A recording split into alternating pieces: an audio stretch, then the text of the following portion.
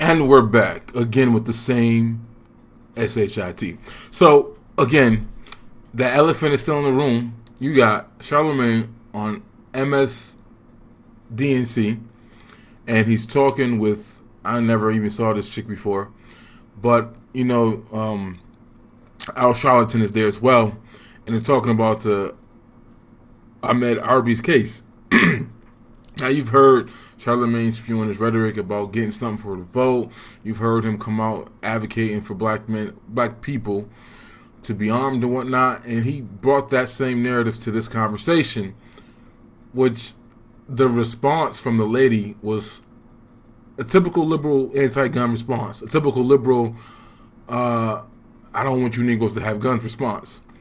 Charlamagne's words were clear. He said that black folks should get weapons to protect themselves for attacks like this. She kind of twisted it and said, well, people shouldn't go out there and go attack other people with their guns. That's not what that man said. And then Al Sharpton had to clean it up, talking about, well, those of us who are nonviolent, we want better legal situations and we want better justice system and we want the law to work on our behalf.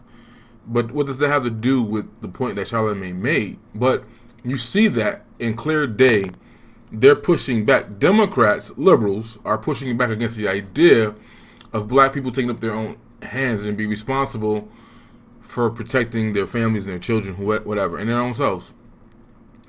Why can't y'all make the connection, though? I have another video that I think I did do, but I didn't upload yet or put together. But it's the same thing. Joe Button said on his last State of the Culture, mind you, Ebony S.K. Williams, the woman on the panel, says, Joe, you're a man. What do you think? And he didn't have a definitive answer. He goes, well, in New Jersey and New York, it's hard to get guns. And if your stuff is not all good, I'm like, well, who implements those very laws that keep your black ass unarmed and victims? Now, not to get into that, but we know 9 times out of 10, if they get a gun, if Charlamagne gets a gun, if these people protect themselves, 9 times out of 10, they're protecting themselves with somebody that looks like them. We ain't trying to have that conversation yet, but we're going to use the white tiki torch people, hillbilly mofos to say black folks should get armed, but 9 times out of 10, that's not who you're going to use that gun on. Let's be real. But here you have, again, not connecting the dots, not pointing out the elephant in the room. Charlamagne is going off script, so to speak. I noticed Angela Brightskin Magic Rye has also joined him. She's been pushing back against Charlamagne's rhetoric up until like a month ago. Now I'm watching some of her panels and stuff, and she's using his arguments. So she's off that other Democrat anybody, bag, and she's also joined the bandwagon of this. It's definitely a bag. It's definitely. She's using language she's never used before. She's using language that she would push back against Charlamagne for even using. Literally, like a month ago, they had like a registration thing they were doing before Corona hit in Florida, and he was saying the same things about getting something for your vote and this and that, and she was giving him pushback. She was trying to say, no, let's get rid of Trump.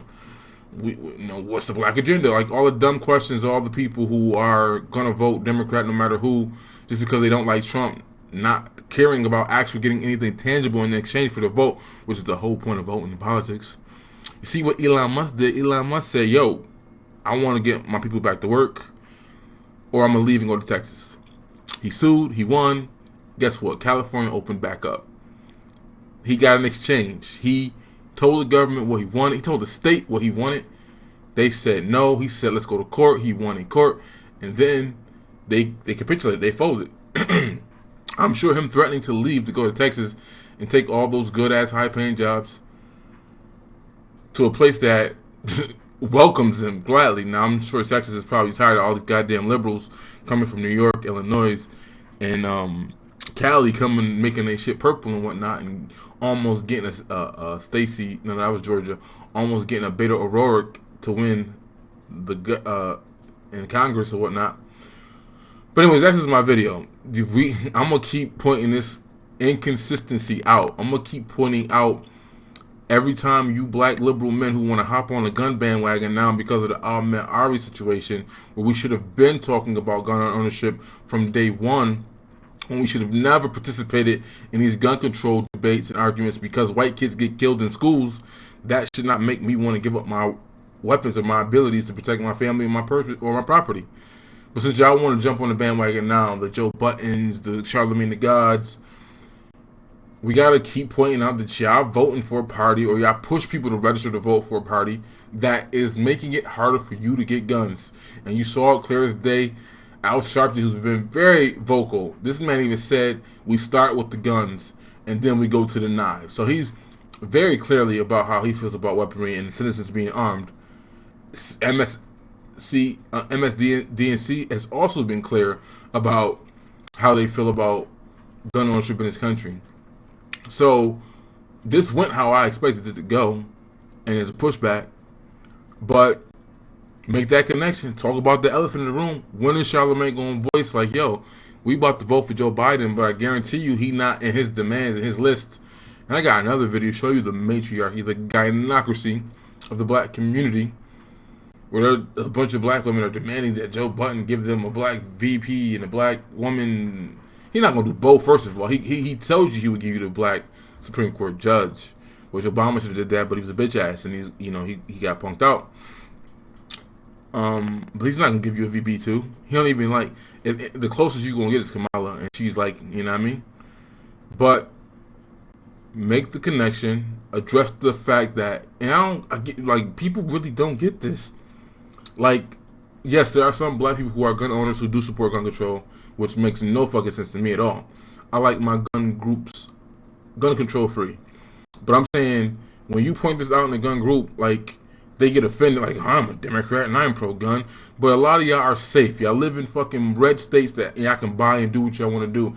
You don't have to deal with this restrictions that we dealing with in California, in New York, Massachusetts, Jersey, Philly. Like, y'all can do what y'all want, have what y'all want. I see the guns in the gun group. I'll be jealous. 30 round drums, Dracos. You can actually have a pistol grip on your gun and take your magazine out at the same time. Y'all don't gotta deal with none of the shit here. So it's easy for you with the protection of a Republican governor in a red state to say, I support some type of gun control. It's okay. But then you ain't gotta deal with the things that we dealing with here in New York. But make the connection. You're voting for a party that wants to implement laws that would disproportionately affect your black ass, and you're voting for a party that wants the populace to be disarmed. Period.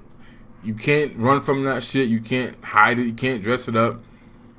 And again, at the bare minimum, it would behoove you, if you are a black pro-gun Democrat man, since you stand on the plantation, whatever, it would make sense that you get you some Democrats like Robert Perillo, who's been in a lot of gun groups I've seen lately, asking him mad questions. I thought he had guns, but he acting like he just down building his first gun.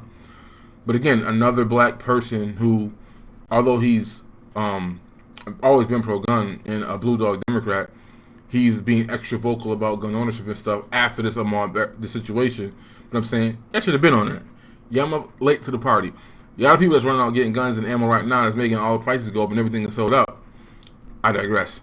But anyways, make the connection. Point out the elephant in the room. Address the fact that you're voting for the party that does not want you armed, and they're going to make laws that make it difficult for you. Joe Biden, you live in Jersey, you work in New York. Why can't you get a gun? What laws were passed? What legislation happened that makes it harder for you to get a gun? And then tell black folks that, and then when the election season comes around, you're going to do that whole go get registered to vote and we got to get rid of Trump. I see how that works out for you. You're going to be vulnerable. Go watch the movie Bushwick, man. The movie Bushwick specifically was some writing on the wall. White supremacist dudes said, yo, we want to go and succeed because we don't want to be a part of the union no more. And we're going to go to New York City, to a specific town where mostly black folks is at, and we're going to take it over and hold it hostage until the government meets our demands because y'all can't have guns there. Condolences to his family. I wish that brother had a gun on him while he was jogging so he could have defended himself against those thugs, those goons, those terrorists. I call them vanilla ISIS. That's what I call them. They hunted him down like he was a deer. And I would also tell all my brothers and sisters out there to go buy yourself a legal firearm and learn how to use it so you can protect yourself and your family. I am 2A all day, and I think when you're a black person in America, owning a legal firearm is a form of self-care. So that's my thoughts on that. I wish that brother had a gun on him while he was jogging so he could have defended himself. I would much rather see him, in prison fighting for his freedom, in jail fighting for his freedom, as opposed to, being in a casket right now. Charlamagne, can I ask you, since these two, they've been charged with murder, we don't know if there'll be anybody else who will be brought into the charges. This father and son, we're showing their pictures right now. The legal system, the Rev talked aspirationally about what changes he would like to see in the legal system. Talk about that, because while I can understand the emotions behind what you said about what you wish people would do within the black community, I'm sure you also understand that the prospect of everybody going out there and using guns to make their points or defend themselves or attack, that may not turn out well in the big picture. Well, that's not what I said. I didn't say people should use their guns and go out there and attack. I said people should own legal firearms so they can defend themselves against these kind of attacks. That's what I said. Now, as far as the justice system, I don't have any faith in the justice system. I've seen plenty of white people get off for killing unarmed black men in this country. So I don't have any faith in the legal system. So therefore, since I don't have any faith in the legal system, that's why I'm telling all my brothers and sisters out there to go buy yourself a legal firearm and learn how to use it so you can protect yourself against these kind of threats. All right. Well, Second Amendment. I'm glad the that Constitution is for all of us, right? Pardon me, sir? The Constitution is for all of us, right? 100%. Well, that's the question. That's why I think we got to be real careful. Is the Constitution for all of us? And who breaks that? Who raises this? What Charlamagne is saying is the continued lack of the justice system treating us like it's for all of us. Many of us that are committed to nonviolence, our problem is not people feeling they should get a gun. Our problem is people that will not enforce the law. This young man had the legal right to jog, and he was killed. Now, what is the system going to do about it?